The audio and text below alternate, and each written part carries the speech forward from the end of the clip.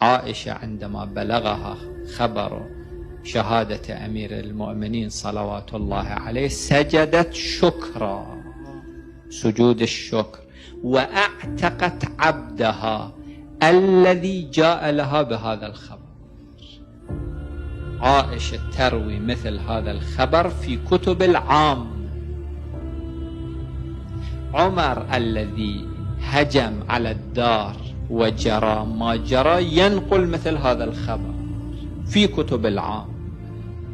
هذا يعطيه قيمة احتمالية كبيرة.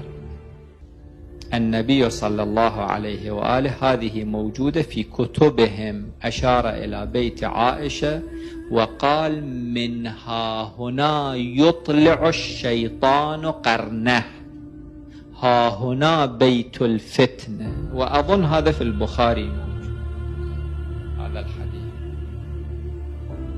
هذا يمكن أن الله تعالى يخاطب عائشة: إنما يريد الله ليذهب عنكم الرجس أهل البيت ويطهركم تطهيرا.